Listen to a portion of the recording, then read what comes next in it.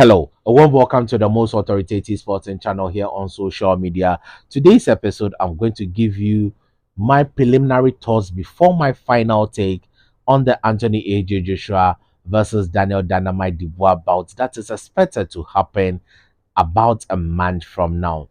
This fight is quite a tricky one for both pugilists as they will all be on their way to redemption. But whose will finally prevail on the 21st of September? Anthony AJ Joshua has been on the rise since his defeat to Alexander the Cat Usyk twice, and so has Dubois also been on the rise after his defeat to Daniel Dynamite Dubois.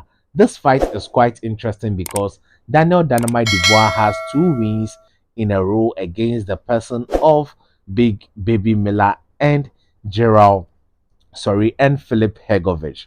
We also saw how Big Baby Miller performed against Andy Ruiz Jr., where many think he was robbed of a victory he well deserved, but Daniel Dubois stopped him in the 10th rounds, while Daniel Dubois also managed to stop Philip Hegovich in the 8th or 9th round. Philip Hegovich was an undefeated fighter, so was Big Baby Miller. And those are the two fights after his last defeat, Daniel Dubois. Talking about Anthony A.J. Joshua, he has had four successive victories since his defeat to Alexander the Cat Usyk. In his comeback fight, where he was training with Derrick James as at that time, he fought against no other than Jermaine Franklin, which was his comeback fight, and that fight was quite interesting as Anthony A.J. Joshua was criticized for being gun shy and did not want to take the fight to Jermaine Franklin and was playing safe. Then, fast forward in his second fight, he was scheduled to face no other than his old nemesis in the person of Dillian the Body Snatcher White, who failed a drug test, and the nomadic nightmare Robert Helenius was called as a quick replacement.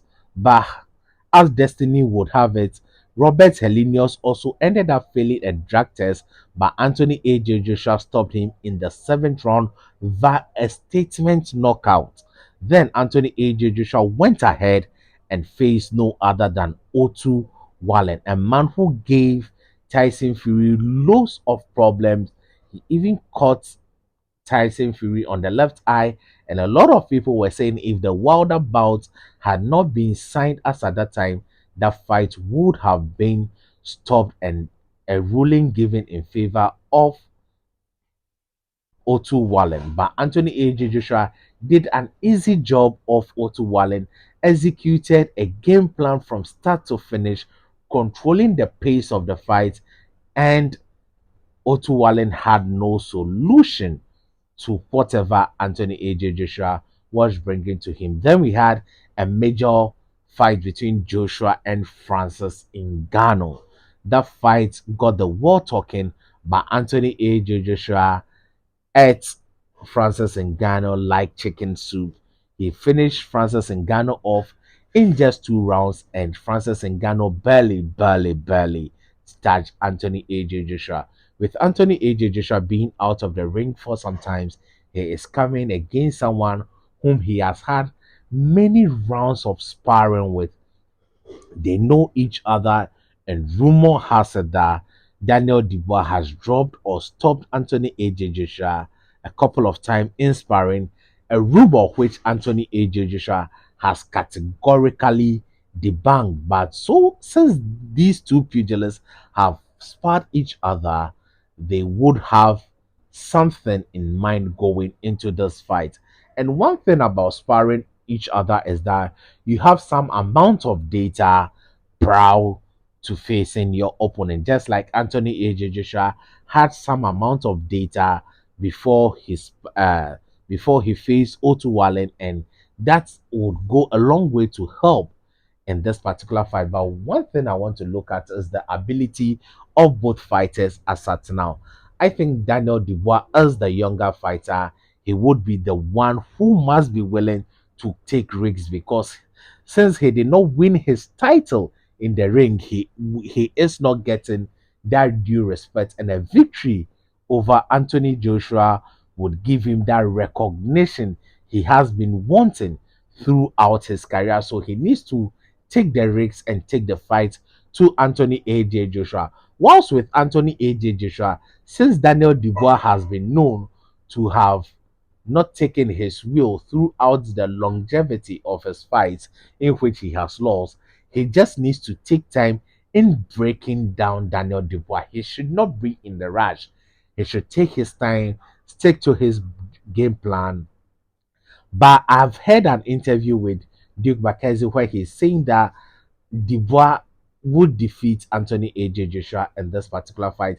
He thinks Dubois has a very, very good job, as it has been confirmed by Johnny Fisher that Dubois' jab hits you like a right hand. How would Anthony AJ Joshua be reacting to that? As we have known, Anthony AJ Joshua, would he totally have forgotten what the problems he underwent in the Andy Ruiz first fight? Would Dubois make him keep second guessing? All these questions would be answered. Will Anthony AJ Joshua keep on applying the pressure and make Dubois quit in the later rounds? These are questions that would be answered in the ring on the 21st of September of these two fighters. And their weakness is clearly shown, but one thing Dubois needs to take advantage of in this fight, if he really wants to win, is that he should go to the body of Anthony AJ Joshua, as that happens to take steam out of him as the fight goes around.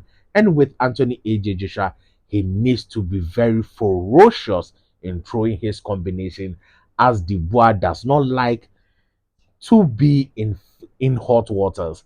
He likes to take one and go back and come and give one. But if he throws combination, I think he would be able to get Daniel Dubois from the ring on the 21st of September. So this is my preliminary thoughts of the whole fight before I give you my final prediction on the 10th of September.